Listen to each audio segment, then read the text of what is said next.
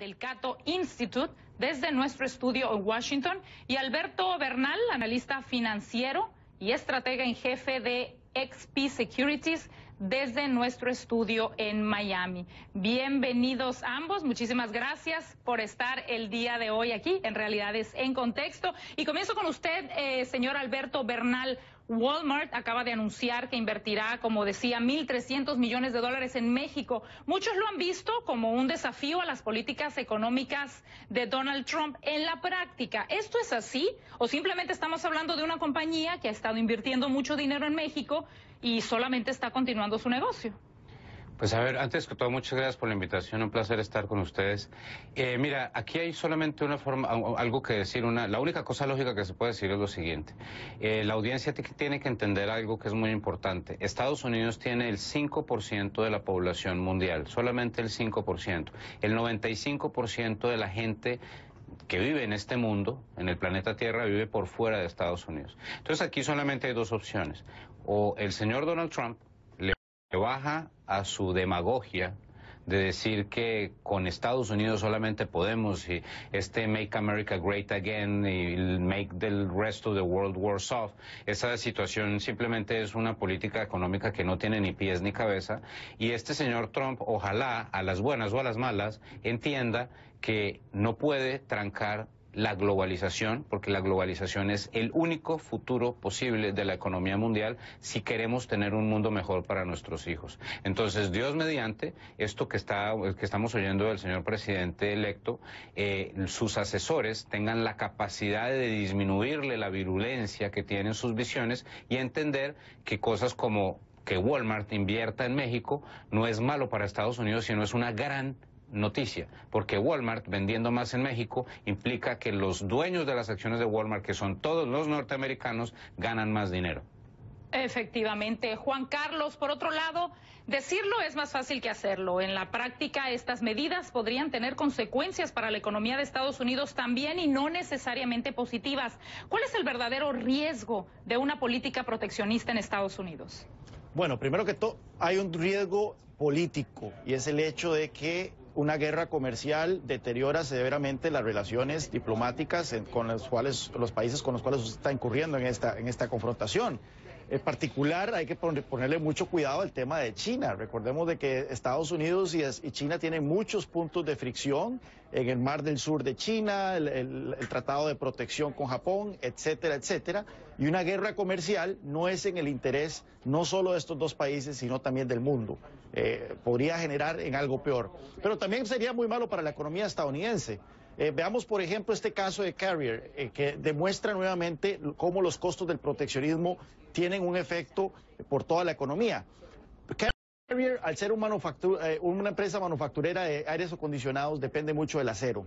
Y una de las razones por las cuales encuentra costos muy elevados para producir en Estados Unidos es que se han implementado medidas proteccionistas sobre el acero, sobre la industria acerera en los años recientes. Ha habido una sobreproducción de acero en el mundo, principalmente por parte de China. Los precios del acero han bajado de manera dramática, pero Estados Unidos ha puesto fuertes aranceles al acero, y esto ha hecho que el acero entonces en Estados Unidos sea más caro que, por ejemplo, en México.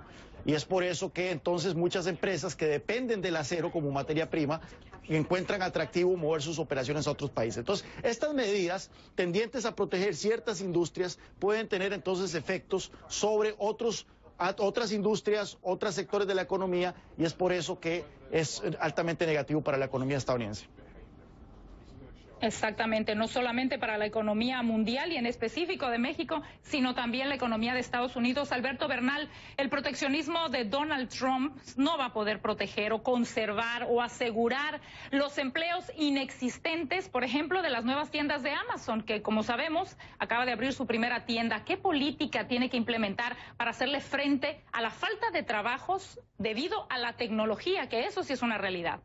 Sin duda. Si me permites, déjame añadir una cosa a lo que dijo Juan Carlos, Claro. que creo que es muy importante para que la audiencia entienda por qué razón esta cuestión de Carrier está tan desviada de la realidad. Supuestamente se salvaron 800 empleos. No se salvaron 800 empleos. El gobierno va a subsidiar 800 empleos, que eso no tiene ninguna lógica. Al día siguiente de lo que sucede Carrier, el Departamento de Trabajo de Estados Unidos anuncia que en noviembre solamente se crearon 178,000 nuevos empleos en un mes en Estados Unidos. O sea, 800 a punta de subsidios, 178,000 sin ningún subsidio. Pero lo más importante es lo siguiente, que esto es algo que la gente no sabe, estoy completamente seguro. En Estados Unidos, cada 3 meses, esto es muy importante que se entienda, cada 3 meses en Estados Unidos se destruyen 6.7 millones de empleos y se crean 7.2 millones de empleos nuevos. No existe humano. No podría dormir, no podría hacer absolutamente nada diferente a estar en el teléfono todo el tiempo tratando de manejar una economía que destruye y genera en 3 meses, cada 3 meses, 6.7 millones de empleos y produce 7.2 millones de empleos. Ojalá que los asesores del Trump le expliquen esto, porque yo no sé si el señor no lo sabe o qué es lo que pasa, porque por esa política que está tratando de ser intervencionista, es básicamente una política que cualquier república bananera en nuestra bella Latinoamérica se le ocurriría implementar en cualquier momento. En cuanto a lo de Amazon, mira, es muy sencillo.